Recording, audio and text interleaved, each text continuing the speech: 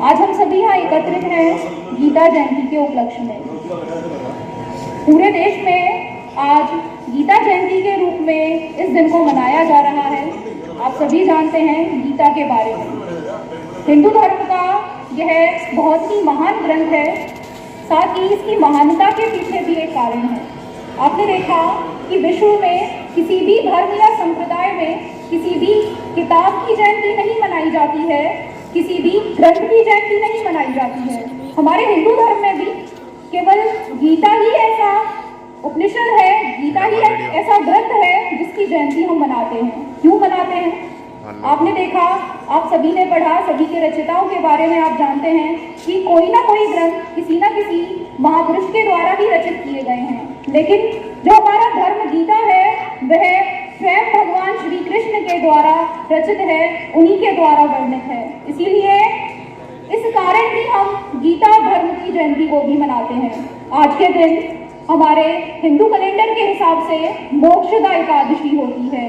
भगवान श्री कृष्ण ने कुरुक्षेत्र के युद्ध में जब अर्जुन अपने सामने अपने ही परिवारजनों को देख करके डगमगा गए, वह देख रहे थे कि मैं अपने सामने अपने परिवार का ही हत्यारा बन जाऊंगा, मेरे कारण मेरे पूरे परिवार का विनाश हो जाएगा, और वह अपने गांडीव को नीचे रखने के लिए तैयार हो गए। उन्होंने अपने हाथ नीचे कर दिए कि मैं अब इस युद्ध को आगे नहीं लड़ सकता हूँ, क्योंकि यदि यह युद्ध मैंने जारी रखा तो मैं अपने परिवार का विनाश भी खुद कर लूंगा। तो जब भगवान श्री कृष्ण ने उन्हें उनके कर्म का बोध कराया और उस कुरुक्षेत्र के युद्ध में भगवान श्री कृष्ण ने अर्जुन को गीता के सार के रूप में गीता को सुनाया, जिससे अर्जुन को अपने कर्म का बोध हुआ। भगवान श्री कृष्ण ने उन्हें समझाया कि ये जो सामने है वह आपका परिवार नहीं है, बल्कि यह जो आपके सामने खड़ा है वह अधर्म है, और धर्म के लिए आपको यह कार्य भी पूरा करना पड़ेगा। यदि आपको अपने परिवार का विनाश करना पड़े, अपने पूरे परिवार को खत्म करना पड़े, तो वह भी आपको करना पड़ेगा, क्योंकि हमारे देश में धर्म के लिए सबसे ज्यादा जगह है। परिवार से पहले धर्म है, देश है। तो भगवान श्री कृष्ण ने उन्हें उनके कर्म का बोध कराया, और इस कर्म के बोध के रूप में ही गीता उन्हें सुनाई। तब उस दिन से हम पूरे भारतवर्ष में, पूरे देश में गीता जयंती के रूप में मनाते हैं। गीता ऐसा ग्रंथ है जो किसी भी व्यक्ति की अज्ञानता को दूर कर सकता है। आप सभी ने देखा होगा, यदि किसी से पूछा जाए कि आपके घरों में गीता है, तो सभी कहेंगे हमारे घरों में गीता है। लाल कपड़े में बांध करके सभी घरों में गीता को रखते हैं। लेकिन अगर किसी से पूछा जाए कि आपके जीवन में गीता है, क्या आप जानते हैं गीता क्या है, तो सब कहेंगे शायद नहीं पता है। तो गीता क्या है? केवल एक ग्रंथ नहीं है कि उसे पढ़ लिया, समय के लिए भगवान के सामने बैठे गीता ग्रंथ की 4 पंक्तियां हमने पढ़ ली, हमारा उद्धार हो जाएगा, ऐसा नहीं है। गीता में जो बताया गया है, जब तक हम उसे अपने जीवन में नहीं उतारेंगे तब तक गीता को पढ़ने का भी कोई फायदा नहीं होगा। तो गीता क्या है? अपने आचरण में बदलाव लाना, अपने आप में परिवर्तन लाना। भगवान श्री कृष्ण यही कहते हैं कि यह जो समय है वह परिवर्तनशील है। आज जो जैसा समय है वह भी कट जाएगा, जो हो रहा है वह भी अच्छा हो रहा है, जो हुआ था वह भी अच्छा हुआ था, और जो आगे होगा वह भी अच्छा होगा। केवल आपको क्या जरूरत है? कर्म करने की जरूरत है। फल की इच्छा मत कीजिए, केवल आप अपनी पूरी निष्ठा के साथ अपना कर्म करते रहिए। तो इन सभी बातों को आज हम जानेंगे अपने विद्यालय की कुछ भैया बहनों के द्वारा भी। सबसे पहले मैं कक्षा 12 की बहन रश्मि और रोशनी को मंच पर आमंत्रित करूंगी कि वह यहाँ आए और एक गीत के माध्यम से सभी भैया बहनों को गीता जयंती के बारे में कुछ बताएं।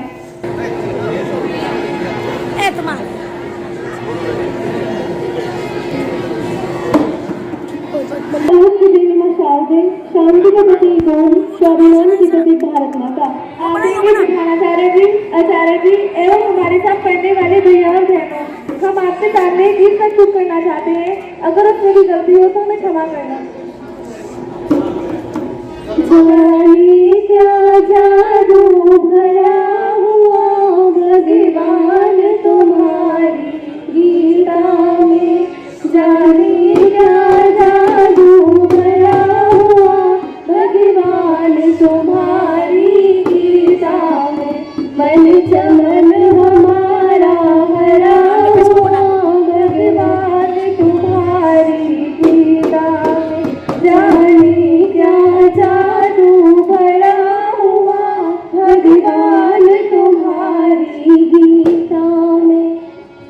गीता ग्रंथों से न्यारी है, श्रुति जुगती अनुभवकारी है। गीता ग्रंथों से न्यारी है, श्रुति जुगती अनुभवकारी है। युग युग का अनुभव जुड़ा हुआ भगवान तुम्हारी गीता में, जाने क्या जादू भरा हुआ भगवान तुम्हारी गीता में।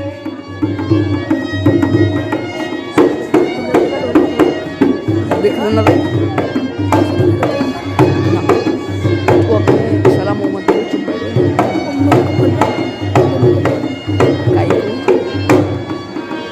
जब सो के मोह से घिर जाते, तब गीता बचन कहलाते। बना रहा हूँ प्रियन से देख कैसे कल्याण खजाना भरा हुआ श्री कृष्ण तुम्हारी गीता में, जाने क्या जादू भरा हुआ भगवान तुम्हारी गीता में।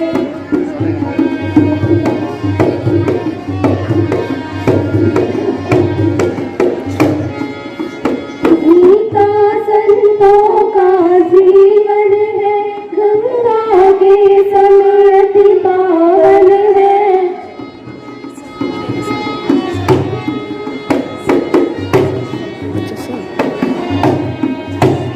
गीता संतों का जीवन है, गंगा के समेत पावन है।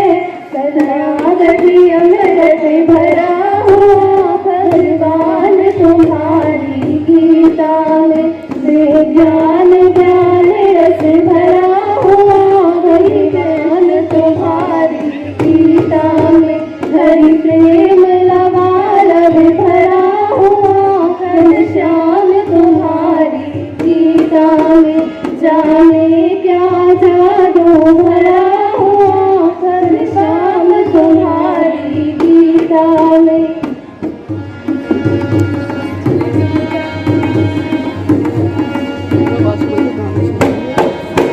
जाने क्या जादू भरा हुआ भगवान तुम्हारी गीता में। मन चमन हमारा हरा हुआ भगवान तुम्हारी गीता में। धन्यवाद। मैं भैया बाजू से निवेदन करूंगी कि वह यहाँ मंच पर आए और गीत के माध्यम से सभी भैया बहनों को अपनी बात बताएं। अगर उनमें कोई कमी हो तो मैं क्षमा कर दूं।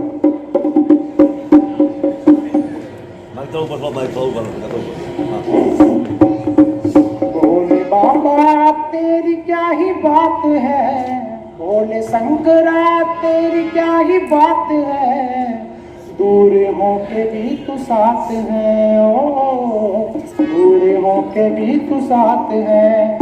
तो मैं कर दूंगा तुझको समर्पण, मैं तेरा आंसू तू मेरा दर्पण, तेरे ही होने से मेरी ये सारी जिंदगी सगी है। लागी मेरी तेरे संग लगी ओ मेरे शंकरा, लागी मेरी तेरे संग लगी ओ मेरे शंकरा, लागी मेरी प्रीत तेरे संग मेरे शंकरा, लागी मेरी तेरे संग लगी ओ मेरे शंकरा। तू पिता है मेरा और तू ही रहेगा, तेरी हर गलती को तू हंस के सहेगा। तेरे जाप से मन का उड़ गया तेरे पंछी, सब तेरी बदौलत है आज रघुवंशी। तू सक्षम और तू ही विशाल है, तू ही उतारे तू ही सवाल है, तू ही सत्य बाकी जिंदगी भी ना सही है। लागी मेरी तेरे संग लगी ओ मेरे शंकरा, लागी मेरी तेरे संग लगी ओ मेरे शंकरा, लागी मेरी प्रीत तेरे संग मेरे शंकरा, लागी मेरी तेरे संग लगी ओ मेरे शंकरा। ज्ञान में मगन तन पे के रचोली, मुझे अपने रंग रंग संग खेल मेरे होली। ना सन है नीचे ना न कोई खटोली, मुझे अपने रंग में रंग दे संग खेल मेरे होली। बस मैं कहूँ संगरा भांग रगा के बोली है गौरा, तू ही सत्या बाकी जिंदगी भी ना सकी है। लगी मेरी तेरे संग लगी ओ मेरे संगरा, लगी मेरी तेरे संग लगी ओ मेरे संगरा, लगी मेरी तेरे संग लगी ओ मेरे संगरा, लगी मेरी प्रीत तेरे संग मेरे संगरा। मैं श्रीमती भारती जी से निवेदन करूंगी कि वह मंच पर आए और सभी भैया बहनों को गीता जयंती के उपलक्ष्य में कुछ बताएं। देवी माँ सरस्वती शांति का प्रतीक हो, प्राचार्य जी, आचार्य जी और भैया बहनों, आज हम गीता जयंती मना रहे हैं। तुमने दूसरी बहनों से भी सुना होगा, अनेक धार्मिक ग्रंथों में गीता एक सर्वश्रेष्ठ धर्म ग्रंथ है। गीता जीवन का आधार है। हमारा सनातन हिंदू धर्म में एकमात्र धर्म ऐसा है जो किसी ग्रंथ की जयंती मनाता है। गीता लिखी गई पुस्तक नहीं है, गीता श्री कृष्ण जी के मुखार बिंदु से अवतरित हुई है। गीता की उत्पत्ति मार्गशीर्ष मोक्षता एकादशी के दिन कुरुक्षेत्र युद्ध के मैदान कुरुक्षेत्र में हुई थी।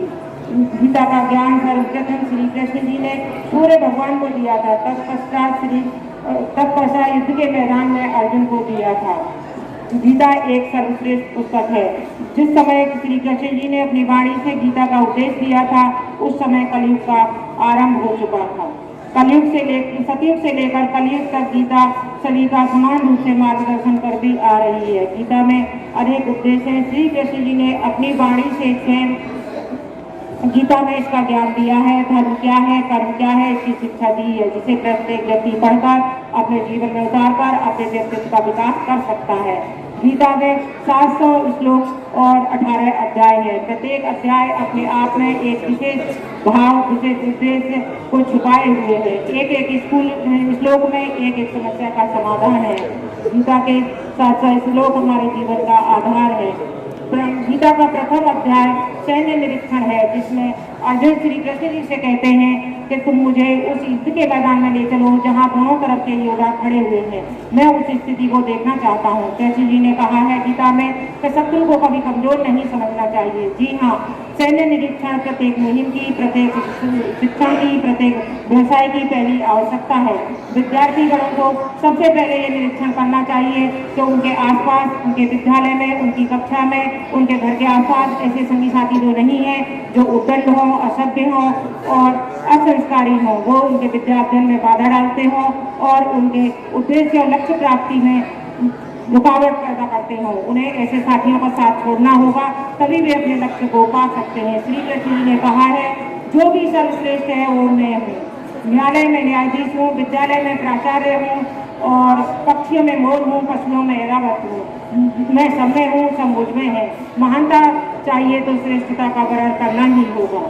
गीता का तृतीय अध्याय कर्मयोग एवं कर्म जिज्ञासा है। हमें अपने जीवन निर्वाह के लिए अनेक प्रकार के कर्म करने होते हैं। कुछ कर्म होते हैं प्रारब्ध कर्म, कुछ क्रियामान कर्म, कुछ दैहिक कर्म, कुछ यज्ञ कर्म और कुछ होते हैं व्यवसायिक कर्म। प्रारब्ध कर्म वे होते हैं जिन्हें हम पूर्व में कर चुके होते हैं और उनके बारे में हम कुछ नहीं कर सकते, उनमें कोई फेरबदल नहीं की जा सकती है। जो हमने कर्म किया है उसका फल हमें भोगना ही पड़ेगा। जिस प्रकार लॉकडाउन में कुछ भैया बहनों ने गहन अध्ययन किया और कुछ भैया बहनों ने नहीं पढ़ा, तो जिन्होंने नहीं पढ़ा उसका लाभ उन्हें नहीं मिलेगा, लेकिन जिन्होंने अध्ययन किया वे उसका लाभ पा सकते हैं। क्रियामान कर्म वे होते हैं जिन्हें हम आज करते हैं, अब करते हैं, उन्हें हम फेरबदल कर सकते हैं, हम अच्छे कार्य करके अच्छा लाभ पा सकते हैं और बुरे कर्म करके उनका भी फल हमें भोगना होता है। कुछ दैहिक कर्म होते हैं, दैहिक के प्रति भी हमारा कोई फर्ज होता है, जिसमें नित्य स्नान, ध्यान और सात्विक आहार का समावेश होता है। सात्विक आहार के अभाव में हमारा शरीर उग्र हो जाता है और हम किसी भी सांसारिक सुख का भोग नहीं कर सकते हैं। इसके बाद आते हैं यज्ञ कर्म। यज्ञ कर्म हमारा शरीर पंच तत्वों से मिलकर बना है, धरती, आकाश, जल, वायु और पृथ्वी। इन सभी के संतुलन को बनाए रखने के लिए प्रत्येक व्यक्ति का धर्म है कि वह यज्ञ कर्म करे। जो व्यक्ति यज्ञ कर्म नहीं करता है वह प्रत्यक्ष का दोषी होता है। इसके बाद व्यवसायिक कर्म आते हैं। अपने जीवन निर्वाह के लिए व्यवसायिक कर्म करना अति आवश्यक है। प्रत्येक व्यक्ति को अपने कर्म से लगाव होना चाहिए। राजा का कर्म है प्रजा की रक्षा करना, किसान का कर्म है अन्न उत्पन्न करना, शिक्षक का कर्म है अध्यापन करना और विद्यार्थी का प्रमुख कर्म है विद्या अध्ययन करना। जिन विद्यार्थियों का मन पढ़ाई में नहीं लगता है, जिन्हें अपनी पाठ्य पुस्तकों से लगाव नहीं है, उन्हें संसार का कोई भी सुख प्राप्त नहीं हो सकता है। जो विद्यार्थी मन लगाकर पढ़ते हैं पूरी निष्ठा से और लगन से, वे संसार के सभी सुखों का उपभोग करते हैं। गीता जयंती मनाने का प्रमुख उद्देश्य है इसके महत्व को जन समुदाय में बनाए रखना और अपनी समस्याओं का समाधान करना। स्वाभिमान की प्रतीक भारत माता आदरणीय प्रधानाचार्य जी, आचार्य जी एवं मेरे साथ पढ़ने वाले भाइयों और बहनों, मैं आपके आगे गीता के कुछ श्लोक सुनाना चाहती हूँ। अगर उसमें कोई त्रुटि हो तो मुझे क्षमा करें। यदा यदा हि धर्मस्य ग्लानिर्भवति भारत अभ्युत्थानमधर्मस्य तदात्मानं सृजाम्यहम्। भगवान श्री कृष्ण कहते हैं कि हे भारत, जब जब इस धरती पर धन की हानि और अधर्म की वृद्धि होती है, तब तब मैं धन के अभ्युत्थान के लिए स्वयं की रचना करता हूँ, अर्थात अवतार लेता हूँ। परित्राणाय साधूनां विनाशाय च दुष्कृतां धर्म संस्थापनार्थाय संभवामि युगे युगे। भगवान श्री कृष्ण कहते हैं कि सज्जनों के उद्धार के लिए और दुष्कर्मियों के विनाश के लिए, धर्म की रक्षा के लिए मैं प्रत्येक युग में अवतार लेता आया हूँ। धन्यवाद। ज्ञान की देवी माँ सरस्वती, शांति का प्रतीक हो, स्वाभिमान की प्रतीक भारत माता, आदरणीय प्रधानाचार्य जी, आचार्य जी एवं मेरे साथ पढ़ने वाले भैया और बहनों, मैं आपके सामने गीता जयंती के बारे में कुछ बताना चाहती हूँ। अगर उसमें कोई त्रुटि हो तो मुझे क्षमा करना। गीता जयंती हर साल मास के शुक्ल पक्ष के एकादशी तिथि को मनाई जाती है। इसे मोक्षदा एकादशी भी कहते हैं। इस साल हम लगभग 5158वीं एकादशी को गीता जयंती की वर्षगांठ मना रहे हैं। इस दिन मान्यता है कि भगवान कृष्ण ने अर्जुन को उसकी शंकाओं के निवारण के लिए उपदेश दिया था। भगवान श्री कृष्ण श्रीमद् भागवत गीता में आत्मा व परमात्मा के बोध का बोध कराते हैं और उचित बोध की मनुष्य को प्राप्ति करवाते हैं। गीता के आदर्शों पर चलकर मनुष्य न केवल खुद का कल्याण कर सकता है, बल्कि संपूर्ण मानव जाति का भला भी कर सकता है। जब अर्जुन अपने परिवार वालों को सामने देखकर गांडीव छोड़ देते हैं, तो भगवान उन्हें समझाते हैं और कहते हैं कि तुम अधर्म को सामने देखकर मत डरो, ये तुम्हें धर्म करना चाहिए। सुख दुखे समय कृत्वा लाभा लाभो जया जयो ततो योद्धा युद्धस्य नैव पाप महापश्यसि। इसमें भगवान श्री कृष्ण अर्जुन से कहते हैं कि तुम सुख दुख लाभ हानि और जय पराजय को समान समझकर शस्त्र उठाओ और इस युद्ध से तुम पाप को प्राप्त नहीं होगे। फिर भगवान श्री कृष्ण अर्जुन से कहते हैं असोचया नान्व शोचन्ते प्रज्ञावादश्यम भासते गता सूचम नान्व शोचन्ति पंडिता। हे अर्जुन, तुम जो शोक करने योग्य नहीं है, तुम उसके लिए शोक क्यों कर रहे हो और पंडितों और विद्वानों की तरह वचन कहते हो। इससे 34 ज्ञानी पुरुष मृत और जीवितों के लिए शोक नहीं करते हैं। असयम महाबाहो मानव दुनिग्रह चरम अभ्यासेन तु कौन्तेय वैराग्येन गृह्यते। हे अर्जुन, मान लिया कि मन चंचल होता है, इसे बस में करना बहुत मुश्किल होता है, लेकिन अभ्यास और वैराग्य से इसे बस में भी किया जा सकता है। श्रीमद् भागवत गीता में भगवान श्री कृष्ण आत्मा का बोध, परमात्मा का बोध और सृष्टि विधान का ज्ञान का बोध कराते हैं। इसमें भगवान श्री कृष्ण ने गीता को चरित्र को उत्तम बनाने का मार्ग भी दर्शाया है। भगवान स्वयं कहते हैं कि कमल की तरह बनना, चरित्र बनाना है तो संसार में रहकर बनेगा, लेकिन घर छोड़कर और संन्यास क्रियाओं को धारण करके। भगवान श्री कृष्ण इस गीता के माध्यम से मनुष्य को उनके जीवन को सफलतापूर्वक और शांतिपूर्वक बनाने का ज्ञान देना चाहते हैं। धन्यवाद। ज्ञान की देवी माँ सरस्वती, शांति का प्रतीक हो, स्वाभिमान की प्रतीक भारत माता, आदरणीय प्रधानाचार्य जी, आचार्य जी एवं मेरे साथ पढ़ने वाले भैया और बहनों, मैं आपके सामने गीता जयंती पर लगे दोषों के बारे में आपको बताना चाहता हूँ। यदि उसमें कोई त्रुटि हो तो मुझे क्षमा करना। आजकल गीता जयंती पर सबसे बड़ा दोष यही लगता है कि गीता को अनपढ़ लोग पढ़ते हैं। कौन कहता है गीता को अनपढ़ लोग पढ़ते हैं? साइंटिस्टों का मानना है कि हम साइंस पढ़ते तो सब साइंटिस्ट बन जाते हैं, पर हम गीता को क्यों पढ़ें? एक विक्रम साराभाई हैं, वह जावा यूनिवर्सिटी के चेयरमैन थे। वह एक पेड़ के नीचे भगवद गीता पढ़ रहे थे। कुछ यूथ वहाँ से जा रहे थे और वो उसी कॉलेज में अपना एडमिशन करवाने जा रहे थे। उन्होंने उनको देखा और कहा, अरे तुम भगवद गीता पढ़ रहे हो? भगवद गीता तो बेवकूफ़ लोग पढ़ते हैं। मैं यूनिवर्सिटी में अपना एडमिशन करवाने जा रहा हूँ, इसलिए मैं भगवद गीता नहीं पढ़ता। विक्रम साराभाई ने उनसे उस टाइम कुछ भी नहीं कहा और वह यूथ जाने लगे। कुछ समय बाद उन्होंने देखा कि एक ब्लू कलर की गाड़ी आती है, उसमें विक्रम साराभाई बैठकर चले जाते हैं। उसमें विक्रम साराभाई बैठकर चले जाते हैं और जब वह एडमिशन में जाते हैं तो उनको अपने सामने देखते हैं। वह हैरान हो जाते हैं और फिर वो बताते हैं कि अनपढ़ लोग ही भगवद गीता नहीं पढ़ते, साइंटिस्ट भी भगवद गीता पढ़ते हैं। एक एल्बर्ट आइंस्टाइन है, उनका नाम आप सबने सभी सुना होगा। एल्बर्ट आइंस्टाइन एक बार भगवद गीता पढ़ रहे थे। उनके कुछ मित्र उनके घर पर आए और उनसे बोले, अरे तुम साइंटिस्ट होकर भगवद गीता पढ़ते हो? और वह उनकी हंसी उड़ाने लगे। एल्बर्ट आइंस्टाइन ने उनसे उस टाइम कुछ भी नहीं कहा और उनसे कहा कि आप जाओ। कुछ दिन बाद उन्होंने उनको डिनर पर बुलाया और उनके सामने डाइनिंग टेबल पर एक ग्लोब को रखा। ग्लोब काफी सुंदर था और स्पष्ट था। शायद उनके मित्रों ने उनसे कहा कि ये ग्लोब किसने बनाया है?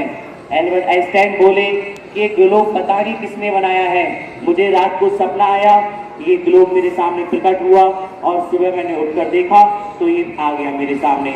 उनके दोस्त और जोर जोर से हंसने लगे, कहने लगे कि ये तो अब सच में ही पागल हो गया है साइंटिस्ट। कल कहता था कि भगवान है और अब कह रहा है बिना बनाए कोई चीज प्रकट हो रही है।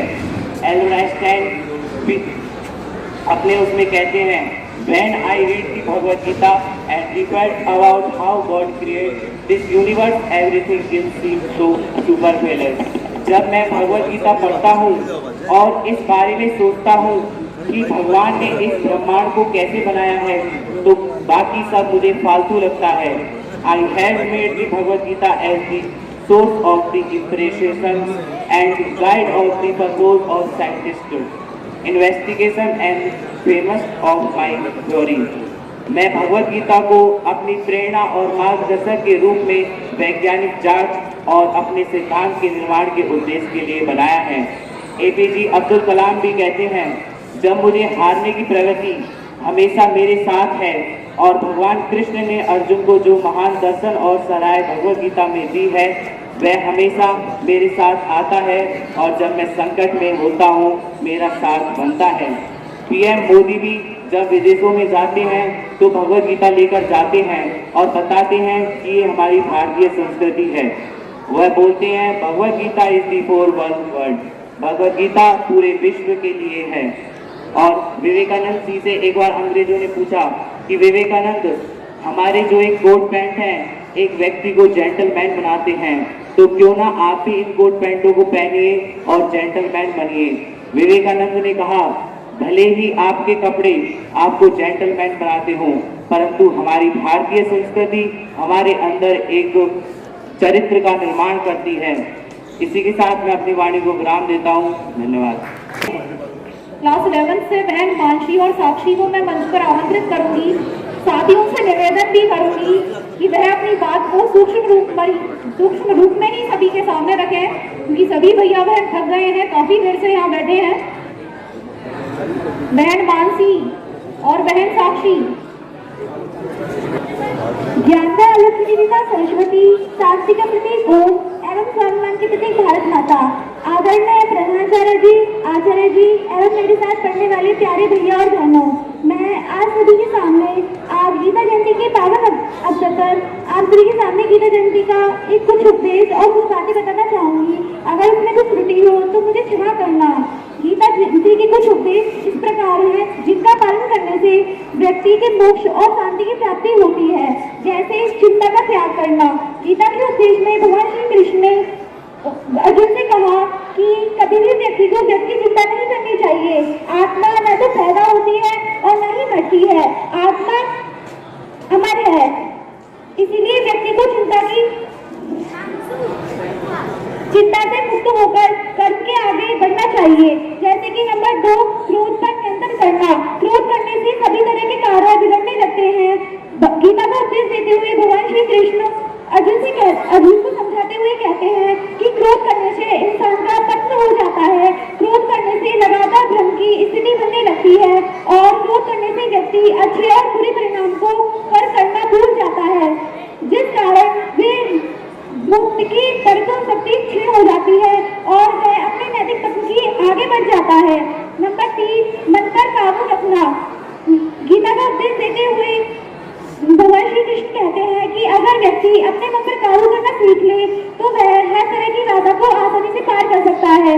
इसलिए मनुष्य को हर हाल में अपने मन पर नियंत्रण रखना चाहिए। नंबर 4, कर्म करते रहना। गीता का उपदेश देते हुए भगवान श्री कृष्ण अर्जुन से कहते हैं कि मनुष्य को ज्ञान और कर्म को एक समान रखना चाहिए। कर्म करते हुए फल की चिंता नहीं करना चाहिए। धन्यवाद। लोक की देवी माँ सरस्वती, शांति का प्रतीक हो, स्वाभिमान की प्रतीक भारत माता।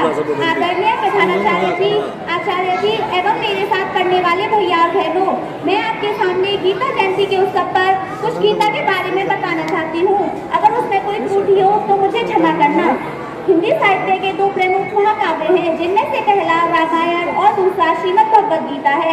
यह हिंदुओं के पवित्र ग्रंथों में से भी एक है। महाभारत के मुताबिक श्री कृष्ण ने सबसे बड़े धर्म युद्ध महाभारत में अपने शिष्य अर्जुन को कुछ उपदेश दिए थे, जिससे उस युद्ध को जीतना अर्जुन के लिए उस युद्ध को जीतना आसान हो गया था। वहीं अगर हिंदू धर्म के इस महान ग्रंथ गीता के उपदेशों को अपने जीवन में सम्मिलित कर लिया जाए तो मूर्ख व्यक्ति के जीवन का भी बेड़ा पार हो सकता है। कई बार ऐसा होता है कि हम अपनी समस्या का समाधान नहीं कर पाते हैं, फिर विपत्ति के समय हम बहुत परेशान हो जाते हैं। कई लोग तो गुस्से से अपना आपा खो बैठते हैं या फिर अपनी समस्याओं से विचलित होकर भाग खड़े होते हैं। ऐसे में गीता में लिखे गए उपदेश हमारी सारी समस्याओं का चुटकियों में हल कर देते हैं और हमें जीवन जीने की कला सिखाते हैं। भगवान श्री कृष्ण ने महाभारत में युद्ध में अर्जुन को गीता के कुछ उपदेश दिए थे। यह उपदेश युद्ध में खड़े श्री कृष्ण के लिए ही नहीं थे, बल्कि समस्त मानव जाति के लिए भी थे। गीता के श्लोक में भगवान श्री कृष्ण ने मनुष्य के शरीर को एक कागज का कपड़े का टुकड़ा बताया है, अर्थात ऐसा कपड़ा जिसे आत्मा हर जन्म में बदलती है।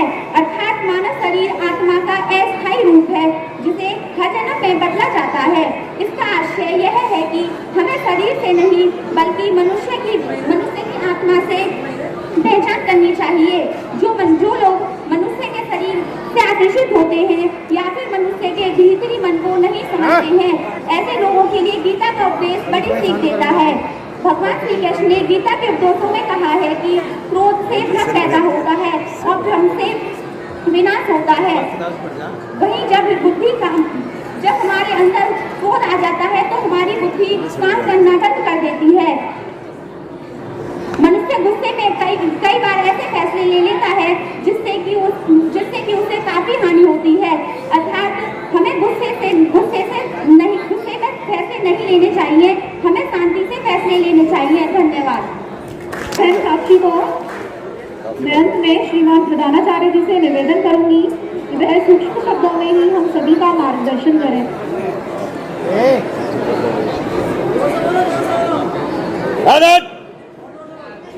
प्यारे बच्चों, जैसे कि सभी वक्ताओं ने यहाँ से गीता के उपदेश के बारे में आपको बताया, आशा करते हैं कि आपने उनका